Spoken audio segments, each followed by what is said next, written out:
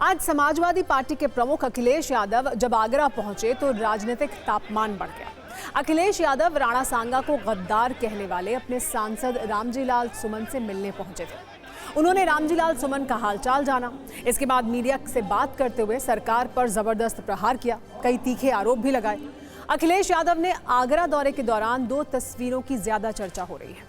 एक तस्वीर उस वक्त की है जब अखिलेश यादव ने रामजीलाल सुमन को गले से लगाया था। दोनों के चेहरे पर मुस्कुराहट है। इस तस्वीर में राजनीतिक संदेश और संकट भी छिपा है। वो ये है कि विरोध और विवाद के बावजूद समाजवादी पार्टी अपने सांसद रामजीलाल सुमन के साथ है और ये मुद्दा आगे और भी बड़ा होने वाला है। दूसरी तस्वीर गदा गिफ्ट वाली है। जब अखिलेश यादव आगरा पहुंचे थे तो समाजवादी पार्टी के कार्यकर्ताओं ने उन्हें गदा भेंट की थी। इस तस्वीर के संदेश को भी आप समझिए, कैसे राणा सांगा विवाद को राजनीतिक हथियार की तरह इस्तेमाल किया जा रहा है। अब बात करते हैं अखिलेश यादव के जुबानी शोले की, जिसमें राणा सांगा पर विवादों वाली चिंगारियां हैं। अखिलेश यादव ने इस विवाद पर करणी सेना के प्रदर्शन का हवाला देते हुए सरकार पर आरोप लगाए। पुलिस के सामने बंदूकें, तलवारें लहराई गईं। अखिलेश ने कहा कि सांसद सुमन जी के घर तोड़फोड़ हुई, लोगों में डर का माहौल पैदा किया गया। हिंसा के पीछे सरकार की फंडिंग है। पीडीए को डराने की कोशिश की गई, लोगों को कठपुतली की तरह इस्तेमाल किया जा रहा है। लखनऊ और दिल्ली के झगड़े में ताकत का प्रदर्शन किया गया। बाबा साहेब का संविधान हमारा रक्षक है। उन्होंने कहा कि आगरा में शक्ति प्रदर्शन हुआ। आपको बता दें कि हिंदू संगठनों के विरोध को देखते हुए समाजवादी पार्टी के सांसद के घर की सुरक्षा बढ़ा दी गई है। सोसाइटी और आसपास पुलिस और पीएसी के 800 जवान तैनात किए गए हैं। सिर्फ उन्हीं लोगों को आईडी कार्ड देखकर एंट्री दी जा रही है जिनके नाम सांसद की ओर से पुलिस को दिए गए हैं। ऐसे माहौल के बीच आज आगरा पहुंचकर अखिलेश यादव ने इस मुद्दे को हवा दे दी।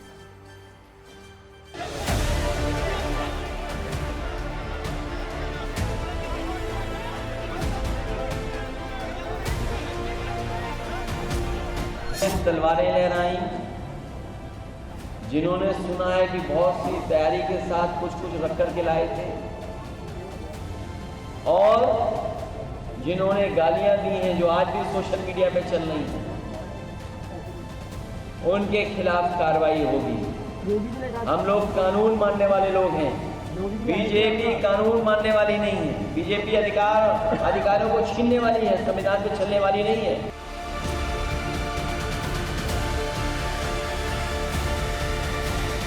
लड़ाई ये विचारों की है, ये तोप तलवार की लड़ाई नहीं।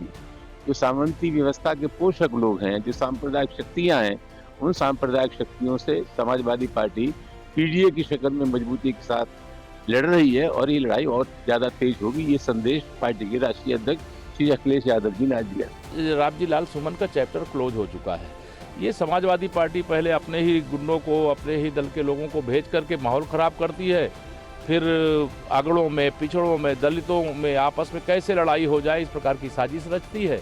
और उसी का एक यह जीता जागता उदाहरण है कि आगरा गए, कौन से बलिदानी वीर हैं जहां वहां आगरा जा करके वो बड़ा तीर मारने जा रहे हैं। करणी सेना के परिवार के लोग तो उनके घर में घुस गए हैं। समाजवादी पार्टी मुखिया के घर में घुस गए हैं, कैसे लड़ेंगे? उन्हीं के पीछे पे खेल रहे हैं ना। राणा सांगा को लेकर पिछले कुछ दिनों से देश भर में खूब चर्चा है। इसकी वजह है समाजवादी पार्टी के सांसद रामजीलाल सुमन का एक बयान, जिसमें उन्होंने कहा था कि राणा सांगा ने बाबर को भारत बुलाया था, जिस पर अब हम सत्ता की एक सुपरफास्ट ऐतिहासिक कुंजी भी आपको दिखा देते हैं ताकि पूरा मामला आपको क्लियर हो जाए। राणा सांगा की गिनती मेवाड़ वंश के महान शासकों में होती है। राणा सांगा ने अपने शासन के दौरान मेवाड़ की सीमाओं का खूब विस्तार किया, लेकिन असली विवाद इस बात को लेकर है कि क्या राणा सांगा ने ही बाबर को भारत बुलाया था। इसको लेकर इतिहासकारों की अलग अलग राय है।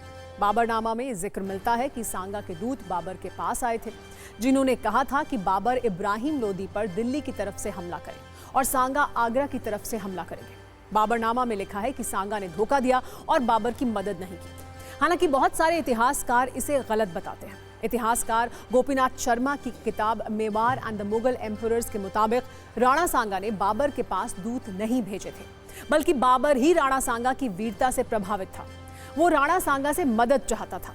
इस किताब के मुताबिक मेवाड़ राजघराने के पुरोहित हर दिन के घटनाक्रम का बुलेटिन लिखा करते थे। इतिहास में इस राजपूत वर्जन को प्रामाणिक माना जाता है।